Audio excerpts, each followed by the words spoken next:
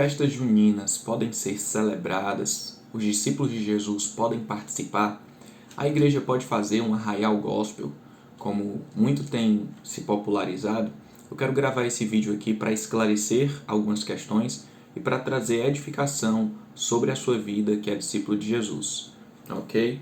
Então hoje nós estamos no período de junho e as festas juninas no Brasil são muito populares, muito conhecidas, as quadrilhas, as fogueiras, algumas celebrações de cunho mais religioso, outras nem tanto. As escolas também participam disso, comidas típicas que muita gente gosta, carne de sol, milho assado, canjica e tantas outras coisas. E será que isso é legítimo para alguém que está seguindo Jesus? Será que isso é legítimo para alguém que é evangélico, que é crente em Cristo Jesus?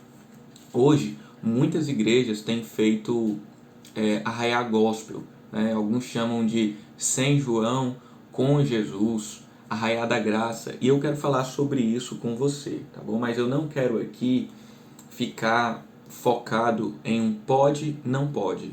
Nós vamos falar sobre isso, mas eu quero elevar um pouquinho esse vídeo, esse discurso aqui, estimulando você, que é discípulo de Jesus, a buscar, à luz da palavra de Deus, uma compreensão e uma mentalidade de Cristo, uma mentalidade bíblica, para que você não apenas saia do vídeo resolvendo essa questão, esclarecendo, mas também capaz de discernir outras questões à luz das Escrituras, já que você tem o Espírito Santo, já que você tem acesso à Bíblia, que é a palavra de Deus, você pode e deve desenvolver essa mentalidade bíblica. Então, quero recomendar 5 passagens aqui para você ler. 1 Coríntios capítulo 8, 1 Coríntios capítulo 10, Romanos capítulo 14, Colossenses capítulo 2, do 6 ao 23, e Mateus capítulo 15, do versículo 1 até o versículo 20, ok? Então leia, medite nessas 5 passagens, que eu creio que vai vir muita luz sobre a sua vida nessa área e em outras áreas também. Então, eu quero falar aqui em primeiro lugar, qual a motivação em a igreja fazer esse tipo de festa, esse tipo de celebração? Será que é porque a igreja quer parecer com o mundo? Será que é porque a igreja está com medo de perder os seus fiéis e tipo assim, não vamos fazer porque senão o pessoal vai para o mundo? Eu creio que esse tipo de motivação está totalmente errada e não vai promover uma igreja saudável, uma igreja forte. Porém, observe que, biblicamente, você é desencorajado a julgar as motivações. Você pode, em alguns momentos, deve julgar uma ação. Por exemplo, alguém falou uma palavra torpe, um palavrão, uma ofensa. Então você pode entender, olha, isso é errado. Agora, julgar a motivação é você querer assumir um papel que não compete a você, um papel de Deus, de entrar no coração da pessoa e saber o motivo pelo qual ela faz aquilo. Saber a motivação dela. Isso que é julgar o coração e não convém a você. Se a motivação for essa e se ela for declarada, então eu creio que a gente pode dizer, poxa, eu acho que não convém e tudo mais. E aí uma outra questão que se traz é, estão imitando o mundo. E a minha pergunta sobre essa questão é, será que nós devemos dar a patente desse tipo de celebração de uma maneira geral para o mundo, dizer que isso é do mundo? Nesse período, colocar danças mais ritmadas, com a barraquinha de comidas típicas, mesmo que chame Arraiá da Graça, mesmo que chame Celebração do Povo de Deus, e que tem elementos comuns com a festa junina, como é conhecida, será que a gente deve dizer que isso é do mundo? Dar patente de toda essa situação para o mundo? E aí eu quero que você pare para pensar, nós estamos em 2021, mas se você voltar 50 anos atrás, muitas coisas que hoje você faz já foram ditas que eram do mundo. Deram a patente para o mundo de coisas que não eram necessariamente mundanas. Quando fala mundo aqui, tem a ver com o sistema contra Deus. O mundo tem a ver com aquela mentalidade influenciada pelo diabo, pela carne, em oposição a Deus. Este século, né? Quando a Bíblia fala, não vos conformeis com este mundo, com este século, mas transformai-os pela renovação da vossa mente. Então, olha só, já disseram que futebol era do mundo, crente não podia jogar futebol, já disseram que política não era algo para crente se envolver, já condenaram ritmos musicais como o forró, o samba, dizendo que era do mundo. Já, eu não sei se você sabe, mas o cinema, ele durante muito tempo teve resistência por parte da igreja, como se o cinema, a expressão de artes por meio dos filmes, fosse algo mundano. E eu acredito que quando a igreja assume essa postura de dar a patente de tantas coisas para o mundo, ela deixa, na verdade, de expressar a glória de Deus naquela área. Porque o futebol, o esporte como um todo, ele pode e deve expressar a glória de Deus. Quando você cuida do seu corpo, exerce domínio próprio, joga de uma maneira honesta, você está glorificando a Deus. Mesma forma, a penetração do cristão na política para ser sal e luz. Quando nós não participamos da política e dizemos, eu não quero falar sobre política, nós estamos dizendo assim, olha, então eu vou ser governado por quem participa. E se toda a igreja não participar, então a igreja vai ser governada pelos maus. Já disseram que o problema não é o barulho dos maus, mas o silêncio dos bons. O problema não é gente ruim querendo entrar na política, o problema são as pessoas boas se isentando e se esquivando de ter uma ação efetiva na política. Porque todos nós somos seres políticos. Mas enfim, eu não vou adentrar muito nesse tema. Os ritmos, né? Os ritmos que foram criados, e aí a autoria desses ritmos dizem que é do mundo muitas vezes. Será que é do mundo mesmo? Será que o diabo merece essa patente? Será que o mundo merece essa patente? 1 Coríntios 10, 26 fala assim, pois do Senhor é a terra e tudo que nela há.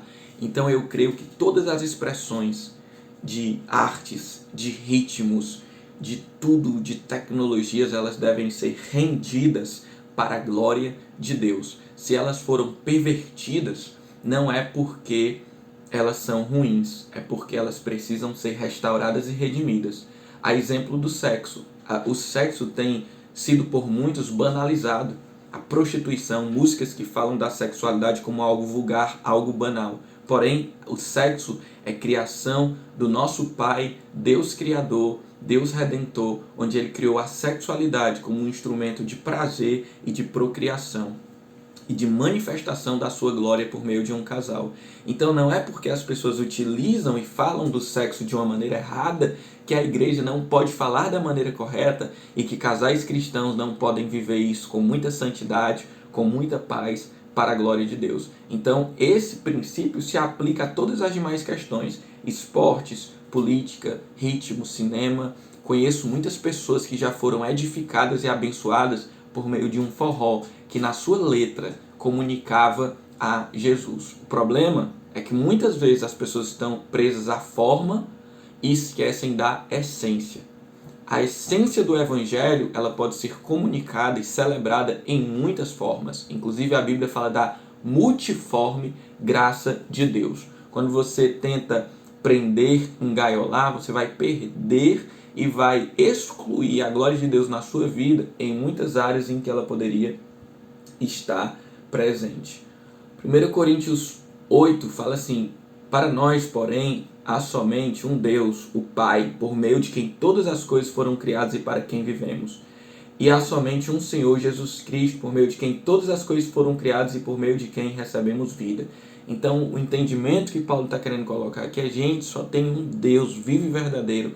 É a Ele que nós reconhecemos. Então, será que não é melhor redimir para a glória de Deus, ao invés de excluir aspectos, por exemplo, vamos falar aqui desse período, né, dessa festa típica, que inclusive, eu não sei se você sabe, mas até o século VI, essa festa, ela era na verdade uma celebração à chegada do sol. Então as pessoas faziam fogueiras e celebravam a chegada do sol, principalmente em contextos muito frios, onde as pessoas ansiavam pelo sol e celebravam a sua chegada no mês de junho.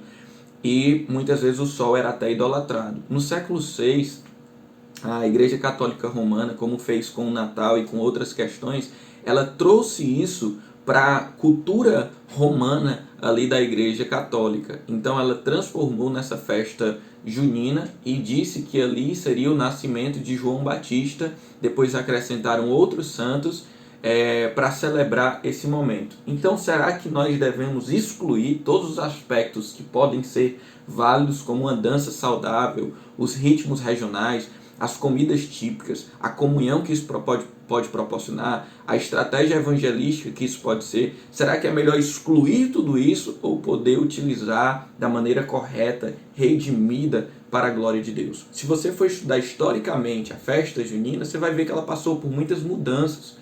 Quando os portugueses trouxeram aqui para o Brasil, eles trouxeram toda uma roupagem de Portugal, porém no Brasil passou por muitas adaptações. Então, por que nós, como povo de Deus, que é o povo que manifesta criatividade para a glória de Deus, não podemos usar de aspectos legítimos, de ritmos, de estilos e de coisas assim, e fazer como nós fazemos com tudo, viver para a glória de Deus? Como nós entramos no cinema para a glória de Deus, como nós entramos na política para a glória de Deus. Então você observa que essa festa junina já passou por muitos significados. E o mais importante, talvez, não seja a festa em si, mas o significado que nós damos a ela, né? Porque as pessoas podem cultuar a um ídolo e nós cultuamos ao Deus vivo. A questão não é o culto em si, mas o significado do culto, a quem você está cultuando. E eu quero ver também em Colossenses aqui, muito interessante essa passagem, o princípio que ela traz. Você pode ler Colossenses 2, do versículo 6 ao 23, mas eu quero ler só aqui do versículo 20 ao 23, que fala o seguinte: vocês morreram com Cristo, e Ele os libertou dos princípios espirituais deste mundo. Jesus libertou você dos princípios espirituais que este mundo coloca. Olha só, então por que continuar a seguir as regras desse mundo que dizem não toque, não mexa, não prove? Então são princípios espirituais deste mundo que está dizendo aqui a Bíblia que Jesus nos libertou. E por que continuar com essas regrinhas? Essas regras não passam de ensinamentos humanos sobre coisas que se deterioram com o uso. Entendeu? Não passa de ensinamento humano. Não passa de regras humanas, não tem a ver com o que Deus realmente quer.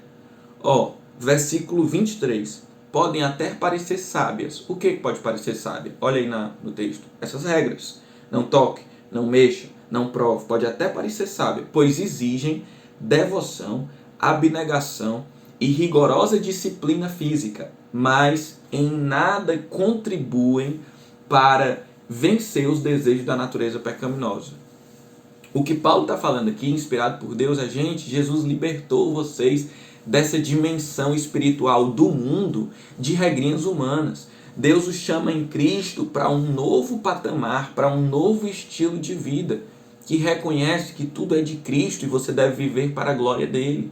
Você deve buscar uma santidade ligada a Jesus e aos seus princípios, e não às questões que esse mundo tenta impor. E diz que isso pode até ter uma aparência de santidade, mas na verdade não ajuda sobre a verdadeira santificação que Deus quer de nós.